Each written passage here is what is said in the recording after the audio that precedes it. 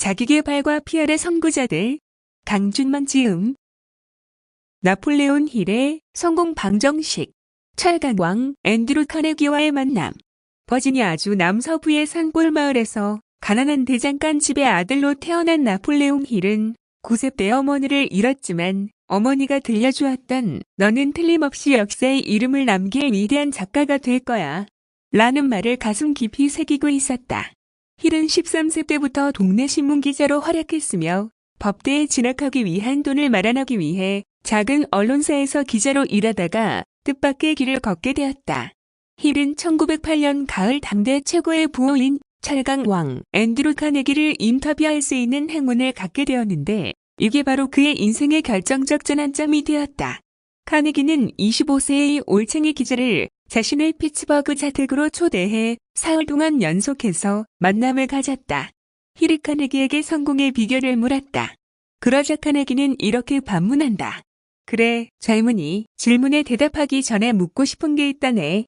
대체 성공이란 뭐란 말인가? 자네가 정의해 줄 수 있겠나?" 힐이 당황하는 기색을 보이자 카네기는 "내가 벌어들인 돈을 보고 성공했다고 말하고 싶은 거겠지?" 라고 다시 묻는다. 힐이 그렇다고 시인하자 카네기는 이런 이야기를 들려준다. 그게 자네가 말하는 성공의 의미라면 내가 돈을 어떻게 벌었는지 그게 궁금하다면 말해주지. 우리 사업체에는 마스터마인드라는 게 있는데 회사의 감독자, 경영진, 회계, 실험실 연구원, 그리고 다른 여러 사람들로 이루어진 마음이지. 조직에 속해 있는 한 사람만으로는 이 마음이 생기지 않고 전 조직원의 마음이 조화로운 협력의 정신으로 확실한 목표를 향해 협력되고 조직되고 이끌어질 때 돈을 벌어다주는 힘이 생기는 거지. 그룹에 속한 사람 중에는 똑같은 사람이 한 사람도 없지. 그룹 속에서 개개인은 주어진 일을 해내고 다른 어떤 사람보다 그 일을 잘해내게 되는 거라네. 사흘간에 걸친 인터뷰를 가지면서 카네기는 힐이라는 젊은이가 마음에 들었던 모양이다. 그래서 힐에게 전 세계의 많은 사람을 위해 성공의 비결을 전하는 작업을 적어도 20년 이상 계속할 생각이 있는지 묻는다. 그렇지만 힐의 의중을 눈치챈 카네기는 이렇게 말한다. 20년간 나는 당신에게 한 푼도 지불하지 않을 것이요. 결국 카네기가 제안한 일을 하기 위해선 먹고 사는 문제는 스스로 해결해야 한다는 것이었다. 힐은 당혹해하면서도 마침내 카네기의 제안을 수락하고 말았다. 카네기는 힐에게 한 푼도 줄 수 없는 이유를 나중에서야 이야기해 주었다는데 그 이유인즉슨 이렇다. 나는 성공의 노하우를 당신에게 직접 가르쳐 주었다. 게다가 성공한 많은 사람과 그 방면의 대가와 당신은 앞으로 오랜 세월 서로 협력하게 될 것이다. 그런데도 당신이 성공 못할 이유가 있겠는가? 실제로 힐은 큰 성공을 거두었다. 힐은 이렇게 말한다. 사실 그 후로 나는 학교 운영이나 컨설턴트 분야에서 착실히 신용을 쌓아간 결과 사람들로부터 대부호라는 소리를 듣게 되었다. 카네기는 또한 이 비결을 공립학교는 물론 대학에서도 가르칠 필요가 있다고 말했다. 그렇게 하면 지금까지의 교육 기간은 절반 이하로 줄어들게 될 것이며 교육제도의 커다란 개혁을 불러일으킬 것이라 확신했다. 20년 만에 완성한 성공의 법칙. 카네기의 제안은 구체적으로 성공한 사람 507명을 인터뷰해 그들의 성공 방정식을 알아내보라는 것이었는데 이를 위해 카네기가 힐에게 도움을 준 것은 소개장이었다. 카네기는 자동차왕 헨리 포드에게 소개장을 써주고 포드는 전화왕 알렉산더 그레이엄 벨, 발명왕 토머스 에디슨 등에게 소개장을 써주는 식으로 꼬리물기 인터뷰가 이어졌다. 힐은 카네기와 약속한 지 정확히 20년 후인 1928년 전 8권으로 된 성공의 법칙, 더로 오브 석세스이라는 책을 출간했다. 카네기는 이미 9년 전에 사망했지만 힐은 카네기와의 약속을 동력 삼아 20년간 성공하게 몰두한 끝에 그 나름의 대작을 내놓은 것이다. 그는 카네기가 원했던 수준 이상의 작업을 통해 성공학 전도서의 입지를 탄탄히 굳힐 수 있었다. 1930년대 대공황 시절엔 프랭클린 루스벨트 대통령의 보좌관으로 일하는 등 정관계에도 영향력을 미치는 유명 인사가 되었다. 힐의 성공학 전도는 일방적인 설교는 아니었다. 그는 미국 전역의 도시들을 돌면서 성공학을 강의할 때 수강생들의 반응을 알기 위해 조수들을 청중 속에 함께 섞여 강의를 듣도록 했고, 이를 통해 강좌가 청중에 미치는 영향을 알아내고 수정하고 보완해 나갔다. 일반 독자들에게 8권이나 되는 책을 다 읽으라는 건 아무래도 무리라는 생각이 들었기 때문일까? 힐은 성공의 법칙의 보급한 지필에 착수해 1937년 생각하라. 그러면 부자가 되리라 싱크 앤드 그로우 리치를 출간했다. 힐의 성공학은 어떤 내용인가? 한마디로 압축하라면 그건 바로 상상력이다. 성공의 법칙의 서문을 보자. 상상은 사용할수록 개발되고 확장된다. 이것이 사실이 아니라면 이 저술도 불가능했을 것이다.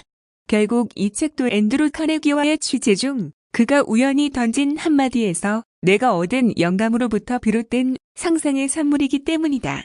여러분이 어디에 있고 어떤 사람이고 어떤 직업에 종사하든 상상력의 개발과 사용을 통해 더 생산적인 방법으로 더욱 유용한 존재가 될 수 있다.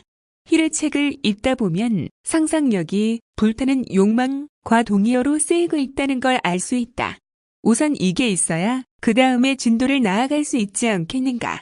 힐은 이 책에서 얻을 수 있는 성공을 위한 15가지 법칙으로 명확한 중점 목표, 자기 확신, 저축하는 습관, 솔선수범과 리더십, 상상력, 열정, 자제력, 보수보다 많은 일을 하는 습관, 유쾌한 성품, 정확한 사고, 집중력, 협력, 실패로부터의 교훈, 인내, 황금률의 이행 등을 제시한다. 믿어라. 당신은 해낼 수 있다. 힐은 누구나 자기 인생에 영향을 미치는 진실을 알고자 하는 것은 아니다. 내가 그동안 많은 사람을 만나면서 발견한 사실은 소수의 사람만이 자신의 약점을 받아들이고 진실을 받아들이려 한다는 것이다. 사람들은 실상보다는 허상을 더 좋아한다. 다음과 같이 말한다. 우리는 조상 대대로 전해져 내려온 신념이나 편견이 교란되는 것을 꺼린다. 성숙했다고 하는 우리도 동면에 들어간 동물처럼 고대물신 숭배와 같은 오래된 관습에 의존한다. 만약 새로운 아이디어가 침입하면 동면을 방해받은 우리는 으르렁거리면서 겨울잠에서 깨어난다. 정신의 타성만큼 끔찍한 것은 없다. 진실을 직면하고 신념의 교란까지 수용할 뜻이 있다면 다음으로 필요한 것은 인생의 명확한 중점 목표다. 힐은 지난 14년간 16,000명의 분석을 통해 도출된 사실 가운데 가장 놀라운 것은 실패자로 분류된 95% 이 사람들은 인생의 명확한 중점 목표가 없었기 때문에 이런 부류에 속하게 되었다는 것이다. 다음과 같이 말한다. 이와 반대로 성공한 사람으로 분류된 5%는 목표가 명확했을 뿐 아니라 그들의 목적을 달성하기 위한 확실한 계획도 있었다는 점이다. 분석을 통해 얻어진 또 다른 중요한 사실은 실패자로 분류된 95% 이 사람들은 자신이 원하지 않는 일에 종사하고 있었고 나머지 5%는 자신이 원하는 일을 하고 있다는 현실이었다. 이런 사실로부터 자신이 원하는 일을 하면서 성공할 수 있을까? 하는 것은 괜한 의심임이 증명되었다. 또 다른 사실은 5%에 해당하는 사람 모두가 체계적인 저축 습관을 형성하고 있었고 나머지 95% 이 사람들은 거의 저축을 하지 않았다는 점이다. 이는 심각하게 숙고해야 할 여지가 있는 문제이다. 그 다음으로 필요한 건 행동인데 힐이 이 책에서 강조하고자 하는 성공의 원리는 결국 3단계로 요약될 수 있다. 우선적으로 불타는 욕망이 있어야 하고 다음으로 그 욕망을 명확한 중점 목표로 구체화시켜야 하며 마지막으로 그 목표를 달성하기 위해 충분하고도 적절한 행동을 취해야 한다. 반복하지만 성공을 이루기 위해 이 세 단계는 반드시 거쳐야 할 필수 요건인 것이다. 믿음이란 당신이 잠재의식으로 보내는 암시에 힘을 실어준다. 그래서 이런 결론이 가능해진다. 실패란 존재하지 않는다. 우리 눈에 보이는 건 실패가 아니라 일시적인 고난일 뿐이다. 그 일시적인 것을 영원한 것으로 만들지 마라.